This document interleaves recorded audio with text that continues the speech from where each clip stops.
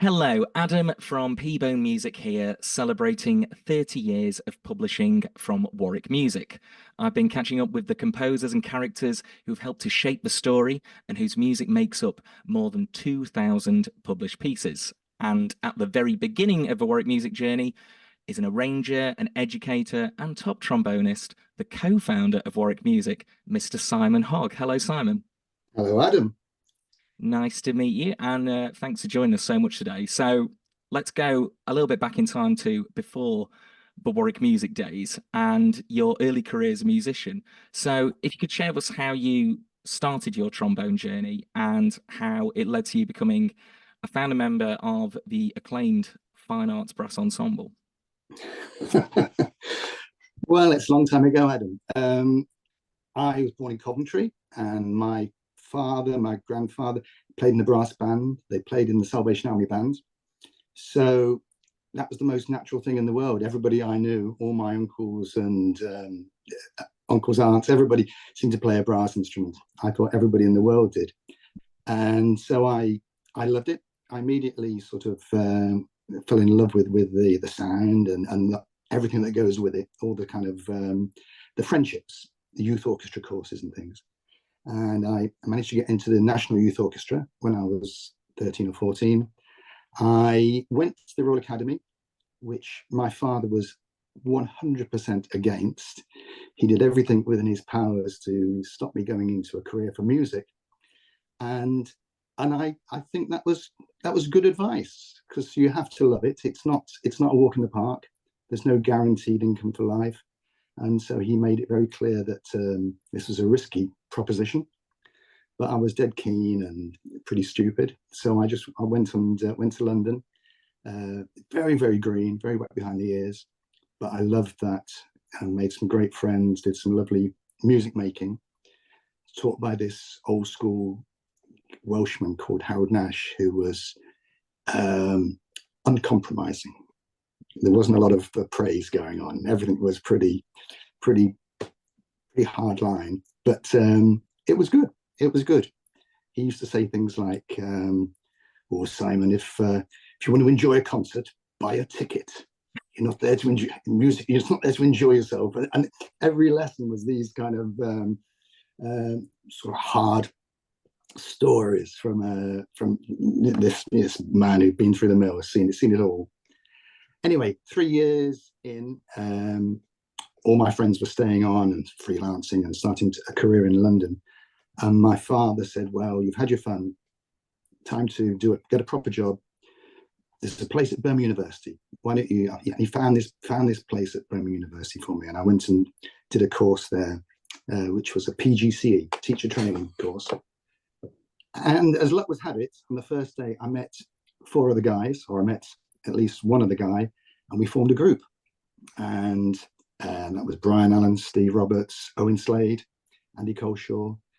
And very close to the university was a TV studio. It's called Pebble Mill. It doesn't exist anymore, but it was a BBC studio at the time. And they used to have a program every lunchtime with live music. And a producer heard us one day, I don't know how, and he used to call us up and sort of, if somebody was stuck on the M1, which often used to happen, there'd be a crash, and Des O'Connor or somebody, a name from those days was, he said, "Oh, he'd phone the library at Birmingham and say, 'Oh, those five boys free, can you get down here quickly?' Because," and by the end of the year, we had a diary of gigs, and it was just pure serendipity, really. We were in the right place, and I, against my father's best wishes, I never taught. Well, I did eventually, actually, but it took 25 years before I sort of made use of that year's postgraduate certificate in education. So essentially, within the first day of civilian life, you decided to eschew very quickly back into the musical fold and form a band. That's fantastic. Yeah, yeah. Well, it was great. We were very lucky. There was a lot of work around at those times, and it's very different. In fact, I remember doing a gig, not with Fine Arts, but very early on. And it was in London. There was a studio, and there were some really great players like Donald Usher and Kenny Baker and people. And they were all talking about something. And I said, "Oh, you must excuse me," because I was young. And I said, "What are you talking about?" And he said, "Oh, well, something. I use WD-40, or somebody uses this." And said, "It's what we use to clean our swimming pools in our homes." And after the war, there were a lot of film sessions, there's a lot of TV work, a lot of live music. And some of these players made serious amounts of money, which now, looking back on it, it's very hard for a young musician to do the same sort of thing. But it was a great period. Of course, yeah. And in that period, I believe you played over 2,000 concerts in that spell. Are there any particular gigs that stand out for you during that time? Yes, yeah, there are well, there are so many. Very early on, we had sort of we were a bit had a split personality, the group. So we used to commission a lot of modern works. We started off by because we were based at the university, and it was the Fine Arts, the Barber Institute of Fine Arts was where we used to rehearse, and that's why the name Fine Arts came. And so we used to commission really kind of squeaky eight music, and we loved all that stuff. Creating a repertoire which didn't exist. I mean, we were a bit evangelical about it. We wanted the brass quintet to be on the same level as a string quartet, and we couldn't see why we shouldn't be receive the same kind of quality of music. But obviously, we haven't got the classical repertoire, so we went out commissioning our own. So we did a lot of that. But we had this guy, Steve Roberts, who was just genius at arranging. And he would write bespoke arrangements for each of us. He knew what we could do, what we couldn't do.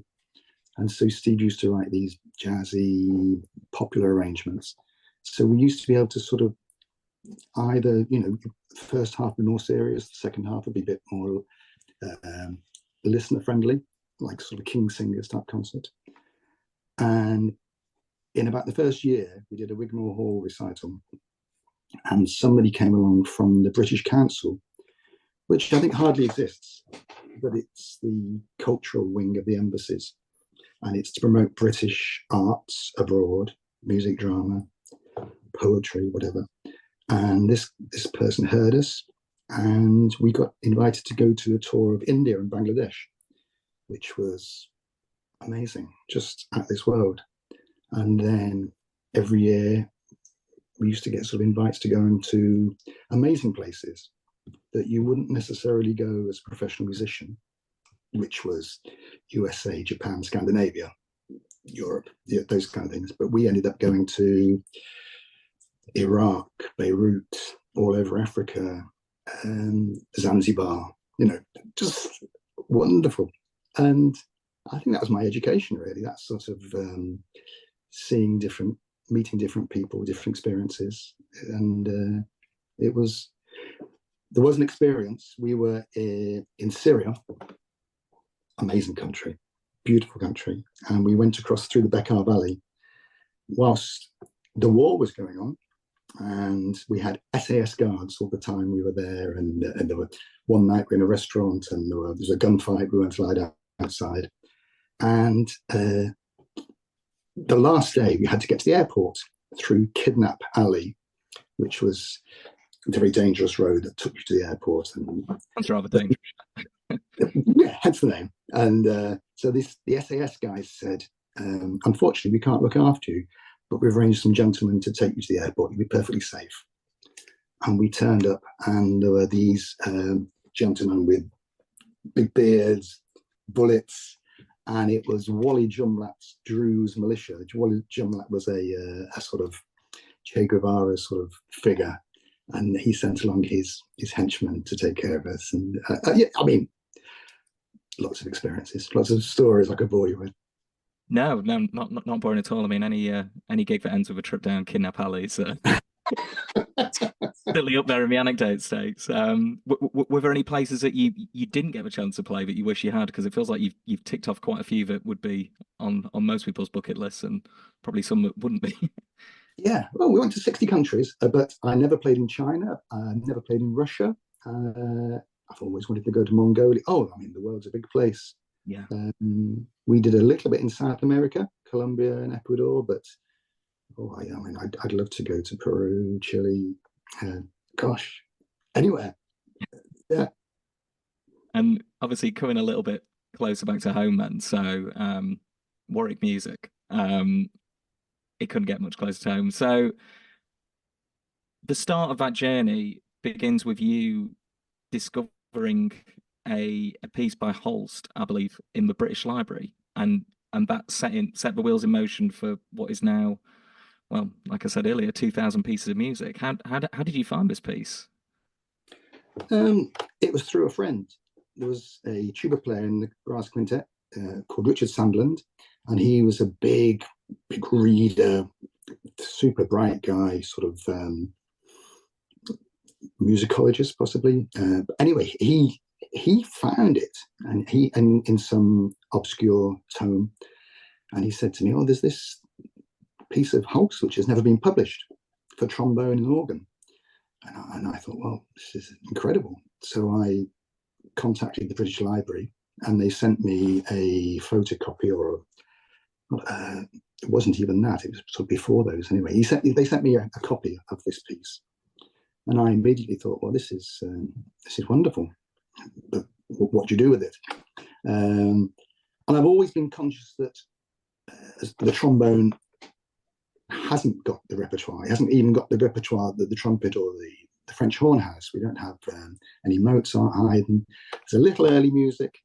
There's a little bit of romantic music, sort of more popular stuff, and then there's a bit of sort of avant-garde stuff. But so I really felt the need to, I wanted to sort of help create a repertoire and spread it around. It was a time pre-internet, or just internet was just about sort of coming out, and there was a computer called an Atari Notator. An Atari was sort of just a game computer, and then in about 82 they brought out a notating system, a bit like a very primitive Sibelius, and the super powered one was 1 meg, so 1.42 I think. But the one, I couldn't afford that, so I bought a 0.5 meg, which everybody thought that's perfectly sort of adequate. And so I bought this computer, and it was sort of again, I didn't know quite what to do. And then I met Jeremy, and we played a piece of his with the quintet. He'd written, his composer, obviously, and on one of his pieces. And he got the same computer, and he got a whole lot of his own compositions. And I thought, well, this could really work if we can sort of help promote Jeremy's pieces, and also find some trombone pieces. And we did that. And the piece suddenly got sort of a momentum, and it got played by Christian Lindberg, got recorded by him, got recorded by Ian Bousfield, and we grew the repertoire slowly and slowly. Mainly because I think I was just cheeky, and most days I would go on the phone and I'd phone up a composer or a friend, or and say, do you have a piece in your library that you've written for trombone that you would like us to publish, or would you write a piece? And 9 times out of 10, they said, yeah. And people, established composers, started sort of writing pieces, and it grew, it evolved very slowly from that. Yeah, so you essentially did the elevating yourself. You said there wasn't a trombone repertoire, so you created it yourself. You made a space where people could come to you and provide that work to show your instrument off, essentially. Yeah, we were very lucky. I mean, there's a couple of things. The copyright law changed because of the EU. Remember that? But there was a change about the licensing laws. It used to be that composers claimed royalties for 50 years after their death. And then it was going to change to be the same throughout the whole of Europe, to be 70 years after the death. And I knew that Holst had died in 1934. This was the beginning of 1984. And if we didn't publish this piece very quickly, we wouldn't be able to publish it for another 20 years. So that sort of, again, spurred us into action. We've got to do something, got to create a company, got to register this piece. Otherwise, it's all lost. So there was a sense of urgency in doing it, and we cracked on. Yeah. And those early days, was it yourself and Jeremy kind of working in a sort of bedroom come studio sort of setup? It was quite sort of close quarters. Yeah, it's exactly that. It was very sort of mom and pop, the Americans say. I mean, it was just Jeremy and I, and we had a friendly print shop, photocopy around the corner. We go along there, and I check the post every day, see if some orders came in, and we were very keen right from the start to get some kind of international presence. And we'd heard about the International Trombone Association, although I certainly wasn't a member. So we joined that, and we went across to a festival in America, in Minnesota. And that was the first time we'd met sort of some of these American players, and you realize that actually the market over there is enormous. And that seemed a very obvious place to target our focus of interest. And great players and new opportunities to hear wonderful playing, just to open our eyes to what was out there. Yeah, absolutely. You stole my next question, which was, do you look back fondly on those early trips to America? But I know you went back again a second time, I believe, to the International Trombone Festival. Was that in Las Vegas the second time around? Is that right?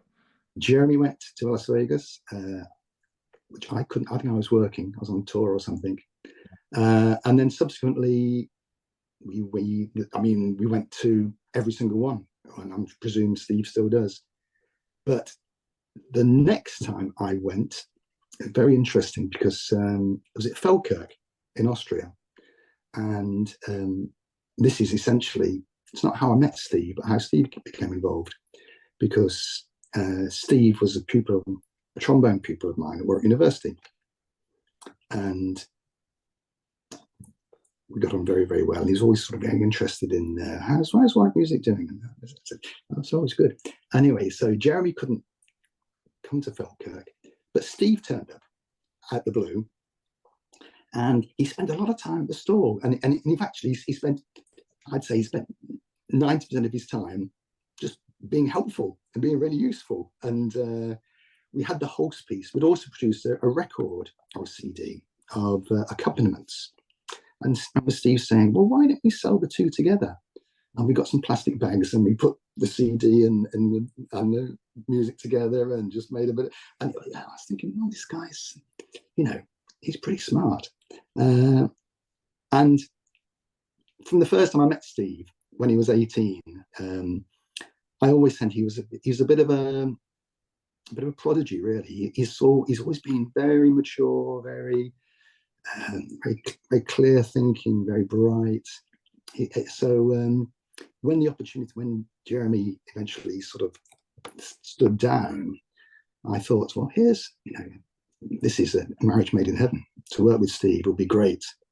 And I just got musical contacts and instincts, but sort of no great technical knowledge or business knowledge. And Steve instinctively had all that stuff. So it was really great. I think I was certainly lucky to find him, and I think it was a good match. And obviously, as a current employee of Stephen Greenall, I told you to endorse that message. Tick.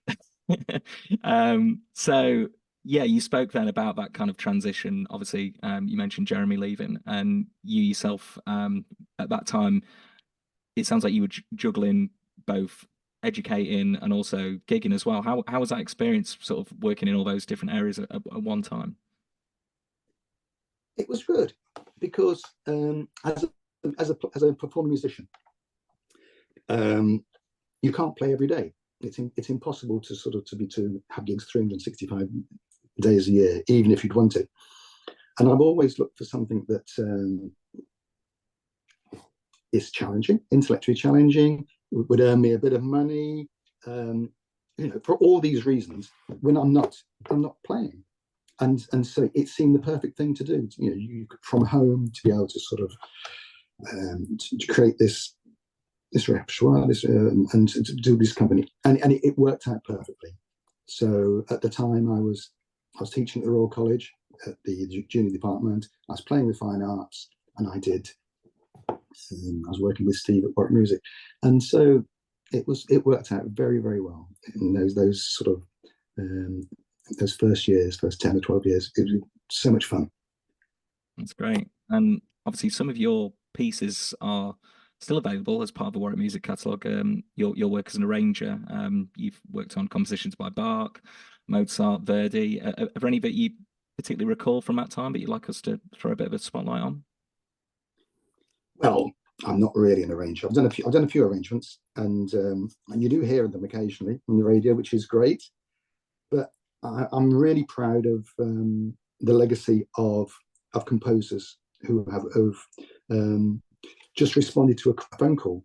I mean, obviously Mark Nightingale is, but then Derek Bourgeois, Guy Wolfenden, who wonderful composer and worked all his life at the Royal Shakespeare Company, and John Kenny on the other end of the scale, very contemporary stuff. John was at the Academy with me, and he was always a great character, fantastic guy. Robert Farnham, very famous light music composer who's you don't hear much of these days, but in his time was very famous. And obviously, trombonists, Simon Wills, just brilliant composer. Richard Edwards, Benny Sluchin, trombonist from Paris, but also an academic. He's written the books on the alto trombone and historic stuff. So I'm delighted to sort of think there's a small contribution that we've made, and hopefully people buy this stuff.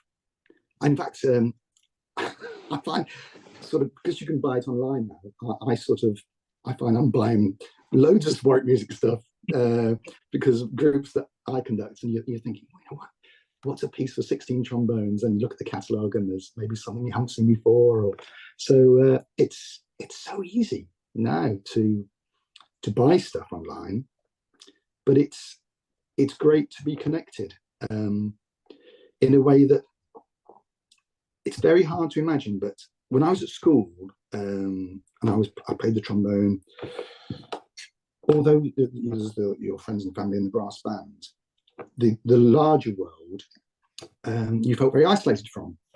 And I remember 15, 16 playing one day in a classroom at school, and I saw somebody walking along, obviously going to a gig and carrying his case, and I just ran out into the street and grabbed him and started talking about I play the trombone, and what makes your trombone, and he probably thought I was completely mad, but there was that desperation to reach out.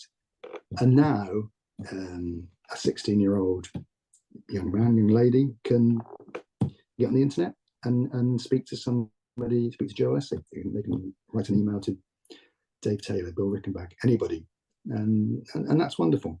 But it's only very recently that we've been able to do that.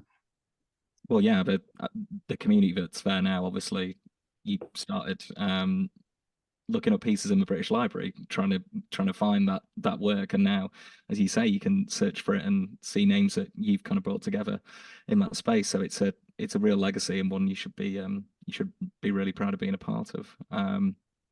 That leads me on into your work in education, because your Warwick music days have extended into your work in Warwickshire in education. Tell us a little bit about your career in that space. I know you've been director of music performance at Warwick School. You conducted the University of Warwick Brass Band as well, and I know you've got plenty on even now, even though you're not supposed to have. So tell us a little bit about your time in the education space. Yeah, I think all musicians do a little bit of teaching, no matter who you are. You do a little bit, and for most of us, it's been a balance of, you don't want too much teaching that if a nice juicy tour comes in, you can't do that, but you don't want too little teaching that if things are difficult, then you you're struggling to pay the mortgage. So I've always sort of just kept the teaching just ticking over, trying to get the right balance right, and it's impossible. But I taught for 10 years at the Royal College, which I loved. I always taught at places or worked at places with Warwick. So I did 40 years at Warwick University, conducting the band and teaching, which I loved that, working with students, Warwick Music. And then when I was 45, I went to be head of brass at Warwick School, which I loved. And I did that for 3 days a week. And then one day the headmaster pulled me into his office and said, I'd like you to be director of music. And I'd really never seen that coming. I was quite shocked. But I did that for 16 years. And that was a wonderful experience, just to enable me to work with colleagues, work with wonderful students, and develop a kind of a side of me which I'd never thought I'd got, that kind of leadership, administration side. And we turned it into a lovely department. We had 60 music staff, 60 teachers. We had over 60 groups, and we gave 700 lessons every week to boys, just a boys' school.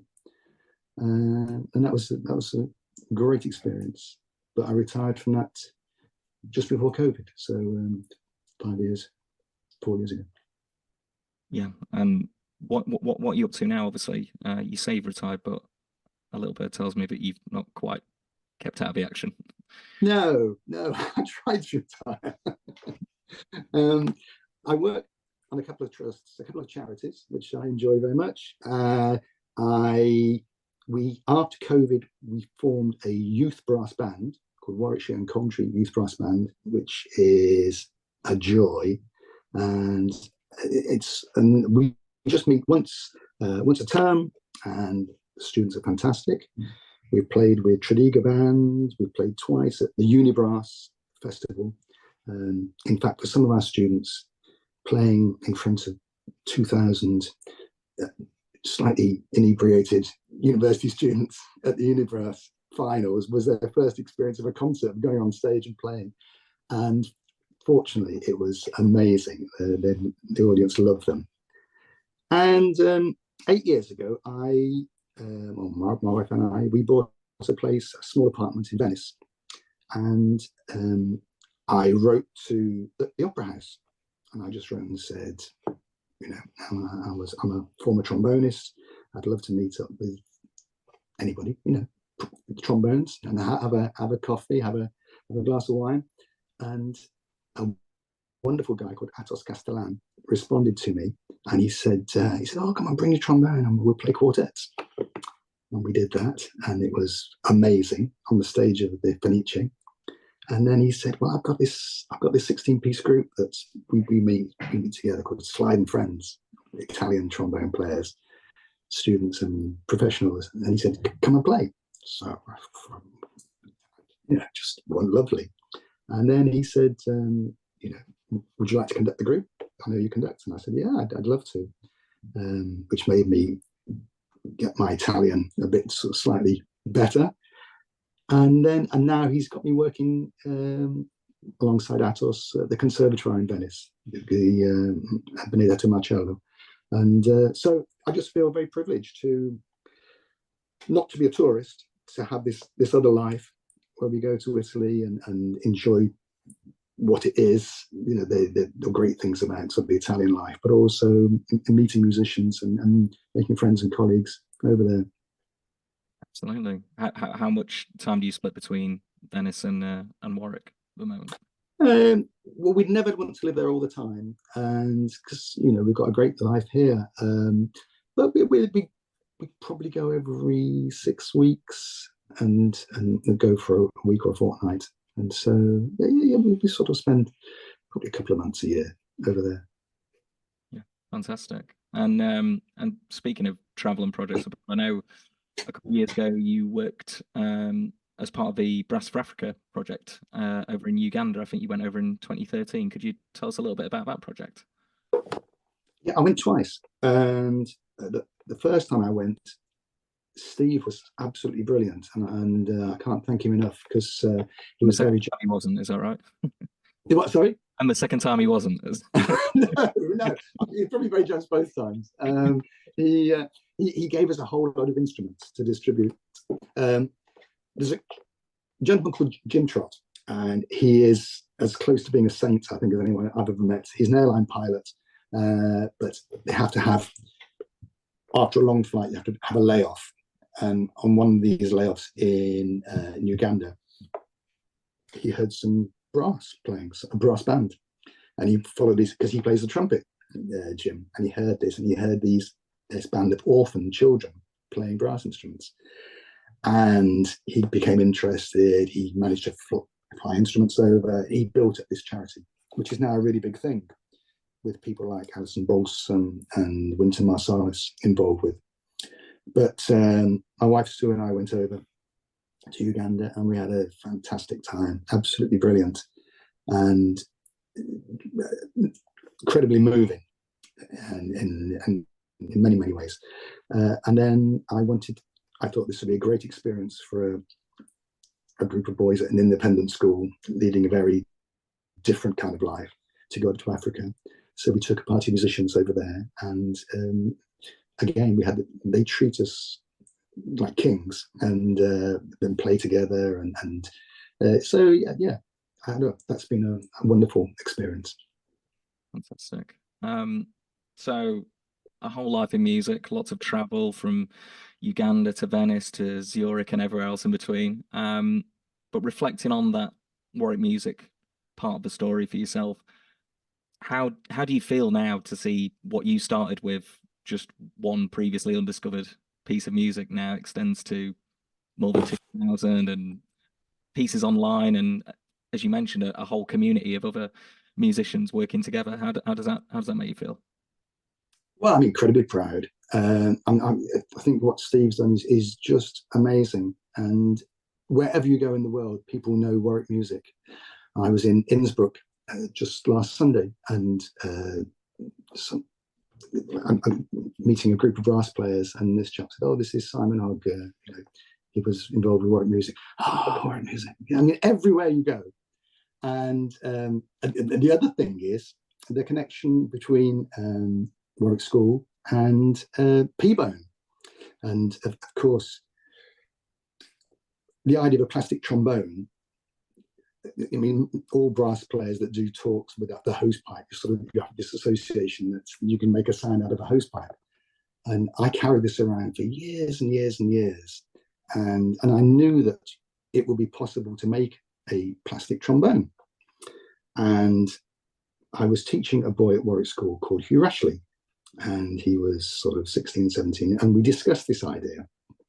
And Hugh was a trumpet player, and he went off to university at Loughborough to do engineering. And then I got a phone call from Hugh, and a couple of years later, he was about to graduate, and he said, "We've got to do a project from start to finish and manufacture something." He said, "What about this idea of yours of a plastic trombone?" And I said, "Well, go for it, Hugh." So Hugh came to visit me about once every couple of weeks. We'd play a few notes, and he, with big bits of tubing. Then he got a CAD machine and made the first pBone. Then he went out and got sponsorship from Advantage West Midlands, and we didn't know what to do with it, really. And I sort of thought, that you might sell half a dozen of these. But I said, "There's a guy you've got to meet. You've got to get in touch with Steve." So I'm pleased to say that I'm very proud that I sort of put Hugh and Steve together, and that's been such a success. So yeah, That's a I real feel very privileged to work throughout my career. I've worked with some really good people, and Steve is certainly one of those. That's great. What was he like as a student, by the way, just so I can bring it up in our next meeting? I'll tell you later. No, honestly, I said, when I say Steve's a prodigy, I don't think he's ever been any different. He at 18, he was very grounded, very focused.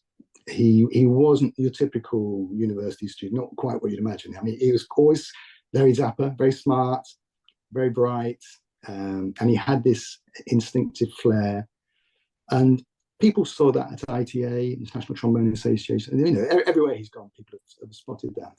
So, and it was, yeah, it was apparent from the very start. Yeah. Well, you played a big part not only in the Warwick music story, clearly, but also in the pBone story as well. And I think you're being very self-effacing about your own part in that story, being very humble. But the fact that you've brought so many great musicians together, and the fact that, as you say, you can go to Innsbruck and bump into someone, and the name Warwick Music resonates. That's down to your skill. So thank you so much for talking to me today, and for helping us to celebrate 30 years of the work that you helped start. And make sure you check out the Warwick Music website. You can find pieces arranged by Simon. You can find lots of others as well by the composers that you mentioned. And take care. Thank you very much, Simon. Nice to meet you. Thank you very much. It's been a joy.